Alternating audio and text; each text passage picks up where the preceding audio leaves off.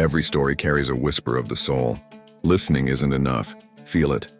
This is Soul Stories. The sun shimmered over Willowdale City Park, casting golden rays across the freshly mown grass. Children's laughter floated through the crisp morning air, blending with the distant chirping of birds and the rhythmic splash of the central fountain. Amid the cheerful chaos stood a little girl, Ella, barely 6 years old, clutching a small stuffed bunny with trembling fingers. Her wide blue eyes darted from the swings to the crowd, trying to locate a familiar face. But no one came. The sounds of children shouting, dogs barking, and a nearby ice cream truck's melody collided in her head, building a wall of unbearable noise. Ella's breathing quickened. She pressed her small hands tightly over her ears, rocking back and forth, whispering the same word again and again. Too loud. Too loud. Her caretaker, distracted by a phone call near the benches, hadn't noticed that Ella had wandered off. It had only taken a moment, one curious glance at a butterfly, one uncertain step toward the fountain, and suddenly, the world had become too big, too bright, and far too loud. Just then, a young woman named Sophie Turner passed by. Dressed in a pale blue blouse and carrying a paper cup of coffee, she had been on her way to a job meeting she couldn't afford to miss. But when she spotted the terrified child standing motionless beside the fountain, everything else faded away.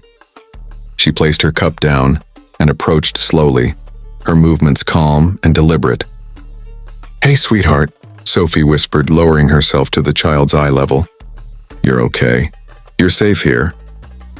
Ella didn't answer, only shook her head, tears rolling down her pink cheeks. Sophie noticed the stuffed bunny clutched tightly to her chest and said softly, "That's a beautiful bunny. What's its name?" The girl blinked, uncertain but slightly calmer. Sophie began to hum, softly, a gentle tune her grandmother once sang to her. The melody floated like a lullaby through the noise, and slowly, Ella's shaking eased. Her breathing slowed. Her eyes met Sophie's, and for the first time in several minutes, she let out a tiny sigh. Just then, the caretaker's voice pierced through the air, frantic and angry.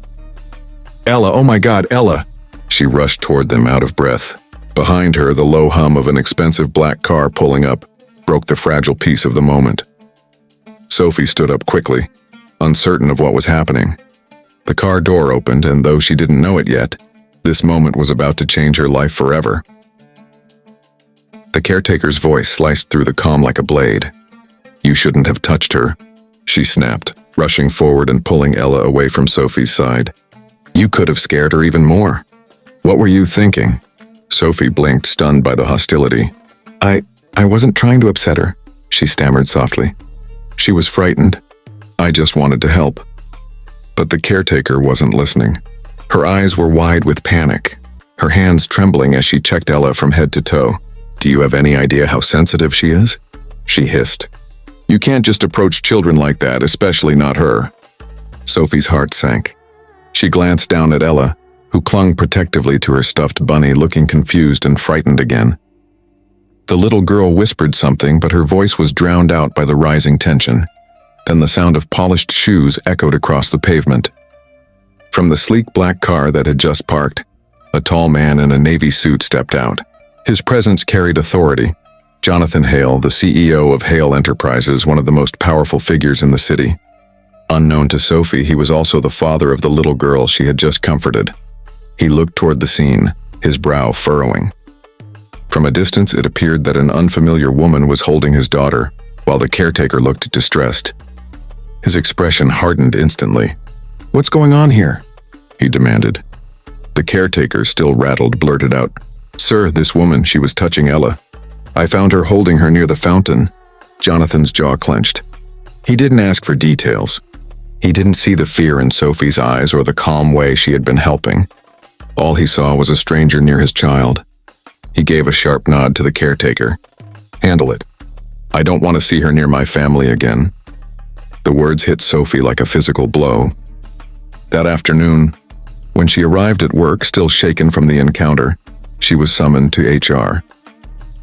"I'm sorry, Sophie," her manager said, avoiding her eyes. "Mr. Hale himself requested your immediate dismissal.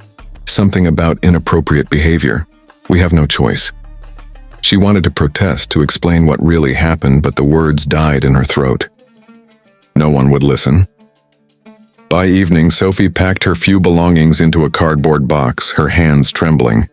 As she walked out of the office building for the last time, her reflection in the glass doors looked smaller, lonelier. She had only tried to help a frightened child, yet in a single misunderstood moment, her whole life had changed. The morning sun filtered gently through the branches of the park's old oak trees. Jonathan Hale, the powerful CEO of Hale Enterprises, walked quietly beside his daughter Ella, holding her small hand. It had been a restless night for him. Ella had woken up crying, calling out for the nice lady. That phrase wouldn't leave his mind. The nice lady. He'd replayed the incident at the park over and over, something about it nagging at his conscience. He had acted too quickly, too coldly. But as a man used to making decisions in seconds, he wasn't accustomed to second-guessing himself.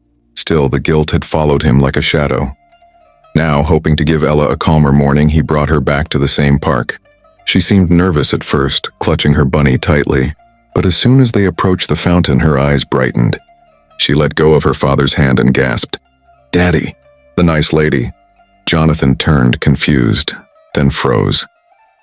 There, sitting quietly on a wooden bench beneath the spreading branches, was Sophie. She looked different today, tired, with faint dark circles under her eyes, but still wearing the same gentle calm that had drawn Ella to her in the first place. She was feeding crumbs to a flock of pigeons, lost in thought. Before Jonathan could react, Ella broke into a run. "The nice lady," she squealed with joy and wrapped her small arms around Sophie's legs. Sophie startled, looking down, recognizing the little girl instantly. "Ella," she breathed, her voice softening. "Hey, sweetheart." She knelt and hugged her back gently. Unsure if it was allowed, but Ella's laughter made it impossible to pull away. Jonathan stood frozen a few feet away, a wave of confusion washing over him. "You're the woman who helped my daughter?" he asked finally, his voice uncertain, almost disbelieving. Sophie rose slowly, brushing her hands nervously. "Yes, sir. I didn't mean to overstep yesterday. She was scared. I just wanted to calm her." As she spoke, Jonathan's heart sank. Every word hit him like a stone. He saw now what he hadn't seen then, how kind and patient this woman was, how she had protected his little girl when no one else noticed. He listened quietly, his gaze lowering to Ella, who was still clinging to Sophie's arm, smiling peacefully. When Sophie finished, Jonathan exhaled deeply. "I owe you an apology," he said quietly, regret heavy in his tone. A very big one. For the first time, the powerful CEO looked less like a businessman and more like a father humbled by the truth. For a long moment, Jonathan Hale said nothing. He simply stood there, watching Sophie and his daughter. The morning breeze carried the sound of birds and laughter from the playground, but between the three of them there was only silence, soft, heavy, and meaningful. Finally, Jonathan spoke, his voice low and sincere. "Miss Turner," he began, "I owe you the biggest apology of my life." Sophie blinked in surprise, unsure she had heard correctly. The same man who had her fired just a day ago was now standing before her. No trace of arrogance in his tone, only humility. "I was wrong," he continued, meeting her eyes. "I judged what I didn't understand. You weren't hurting my daughter. You were protecting her, and I repaid your kindness with unfairness." Sophie swallowed hard, emotion tightening her throat.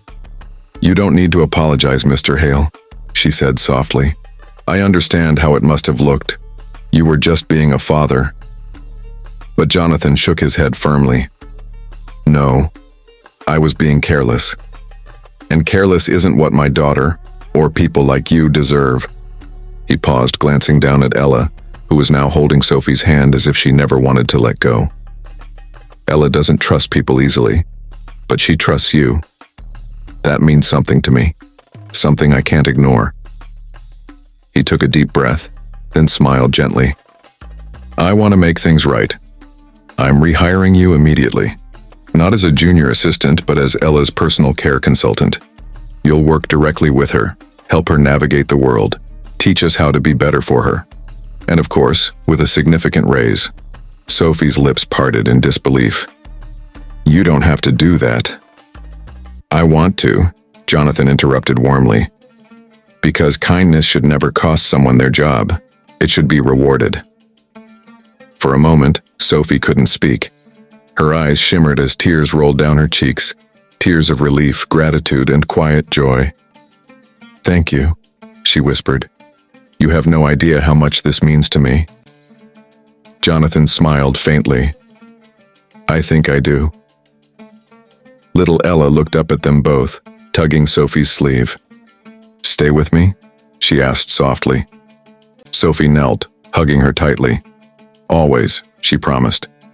As the sun broke through the clouds, its golden light surrounded them, a symbol of new beginnings and second chances.